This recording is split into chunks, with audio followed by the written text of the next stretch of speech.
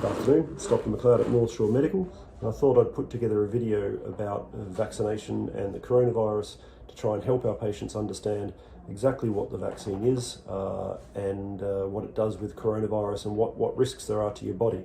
Every day now I'm seeing patients who I ask about whether they've been vaccinated or thinking about it, and it's so common to hear people having concerns. It's not surprising because there's so much misinformation out there on the internet, in social media, and it becomes very difficult to know who to listen to and what to believe. What I would say on that front is that if you have a Formula One car, you've got yourself a McLaren, which you wouldn't be allowed to have in Bermuda, of course, but if you brought in a really exotic car here and you had a problem with it, you're not going to go to the butcher, the baker, the stockbroker, the hairdresser and ask them about the car, and they tell you, well, I had a look on the internet and I saw this YouTube clip and I think we can fix it ourselves. It's so valuable, you're only going to go to a qualified mechanic. And if you couldn't find a qualified mechanic, you're probably going to go to a mechanic that you trust and ask them, where can I find someone who can look after this supercar of mine?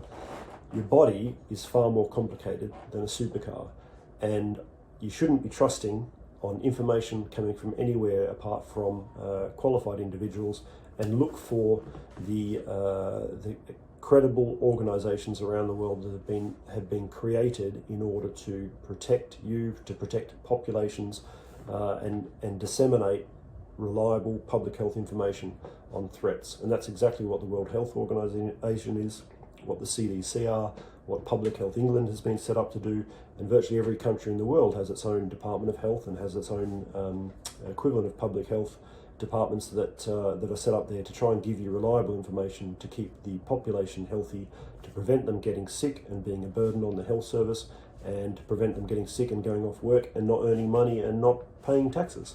So governments have no interest in their populations becoming sick, and a lot of money is spent to try and make populations as healthy as possible. So I wanted to talk a little bit about, let's talk about viruses first. It's really important to understand what a virus is and how your body responds to it in order to understand what a vaccine does. Most people I speak to really don't have a good understanding of this at all. Now, all organic cells, bacteria, viruses, etc., fungus, yeast, they all have a unique surface marker which differentiates them from any other virus or bacteria or yeast. And so measles has a certain surface marker, mumps has a certain surface marker, smallpox has a certain surface marker, and so does coronavirus. And your immune system needs to be able to recognize that surface marker, and once it can, this is the unique fingerprint of that particular virus, in the same way that I have a different fingerprint to everyone else. Each virus has a separate fingerprint, and once your body can recognize that fingerprint or that surface marker and the shape of it, it can then actually attack it and destroy it or control it. Now, when you're first infected, a new surface marker is introduced into your body that your immune system has never seen before. Now, it'll be a unique shape. So you can imagine measles may be shaped like this, and mumps like that, and coronavirus like that. So when a new surface marker is recognized in your body by your immune system, it will then go about trying to decode that surface marker as the first thing. Now, your immune system goes into overdrive. As soon as it realizes that you've been infected by something, it reacts very strongly and aggressively. And it'll take a couple of weeks, but it'll start to try and decode this new surface marker to try and work out what exactly is the shape. Because what it needs to do is produce antibodies which are able to lock onto that surface marker.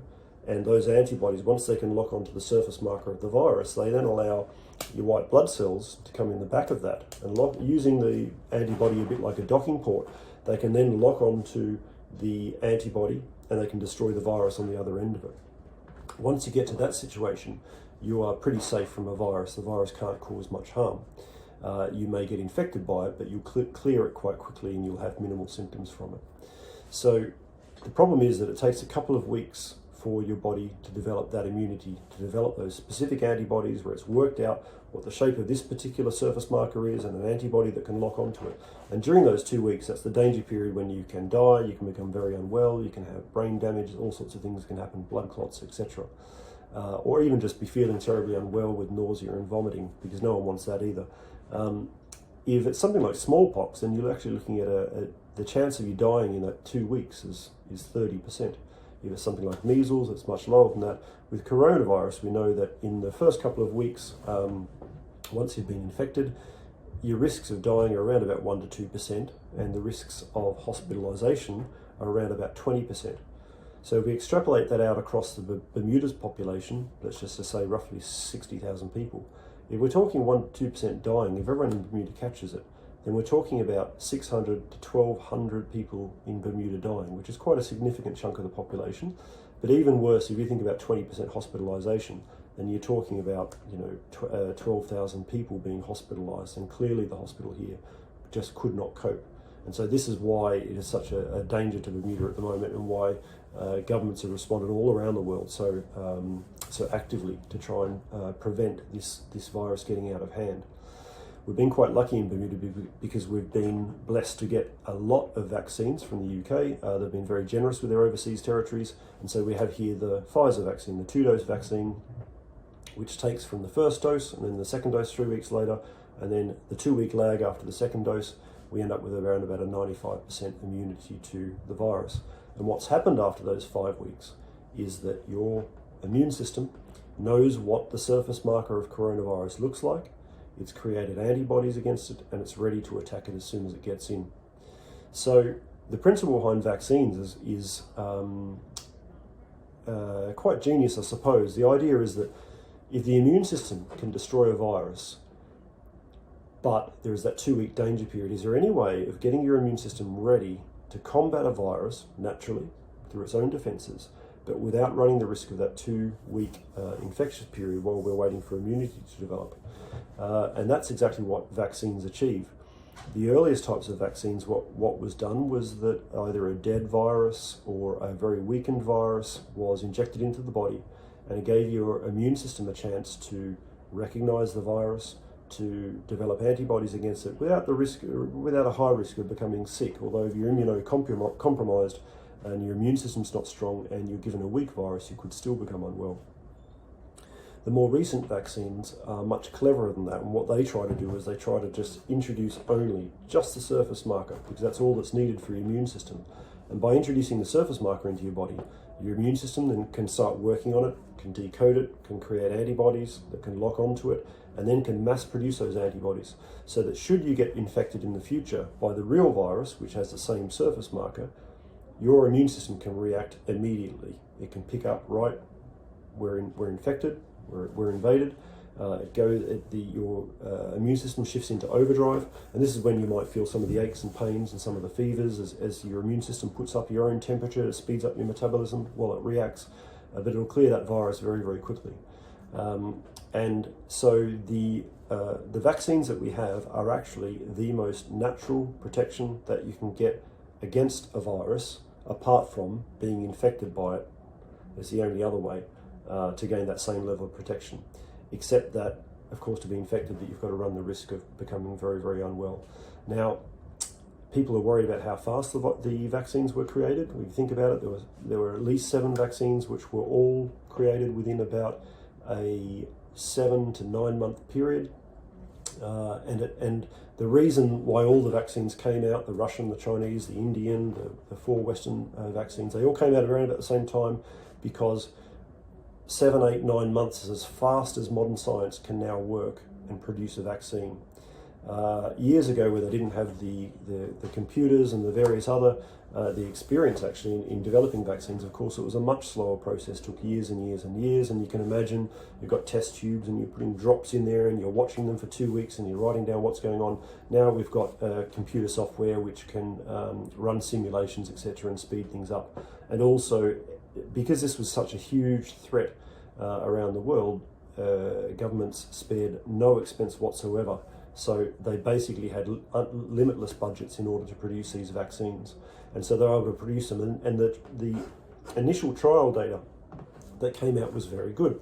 And so when the trial data came out, we said, okay, these vaccines look safe. It's been tested on 40,000, 80,000 people. The efficacy is this high, is 90% or 95%, etc. And then they were rolled out and tested on the real world. But what we've got now, what's come out in the last couple of weeks, is this real world data on what's happened to people who've been vaccinated around the world, and over 500 million people have now been vaccinated. So there is a huge amount of information on what vaccines do both to the virus and to people. What we know is the Pfizer one that we've got here is very, very safe. The allergic reaction is 4.5 per million. No one's died from an allergic reaction. That's something we can manage.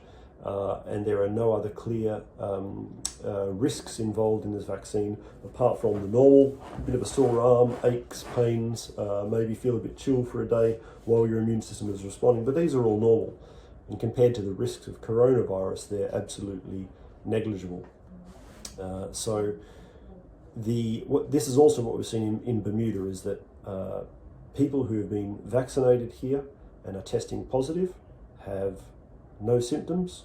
They usually not even aware they've been infected, and they have very low viral loads, which means that the chances of them transmitting the virus is incredibly small. CDC announced in the last couple of weeks that this is exactly what they've seen in the United States, that people who are vaccinated will most likely be asymptomatic. They won't have any serious symptoms, and they're very unlikely to transmit it. So this is confirmation of the success of the vaccine, rather than a lot of people are saying, oh, but if you have the vaccine and you can still get infected, what's the point?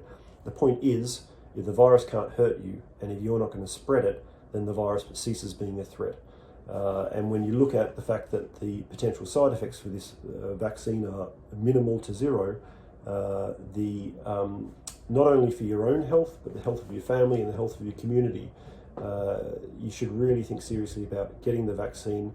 Enough people have had it now. I'm vaccinated, Dr. Brown's vaccinated, virtually all of our office here has been vaccinated weeks ago. And it's actually quite a nice feeling to know that coronavirus in its current forms around the world don't really pose much threat to us. At some stage soon, CDC have been saying that in the US now, you can gather with other unvaccinated people, Vaccinated people can gather with other fully vaccinated people indoors without masks, without socially distancing.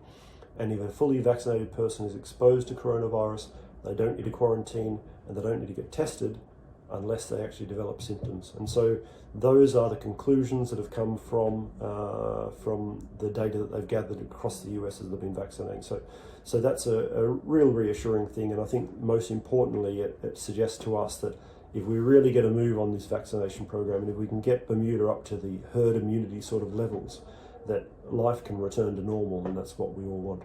So if you have any questions at all, I'm happy to answer them. Dr. Paula down here is happy to answer them. Dr. Brown's happy to answer them. You can ring up and just make an appointment. There's no charge for that, and we'll talk to you about any concerns you have about the vaccine and coronavirus. Signing off from North Shore.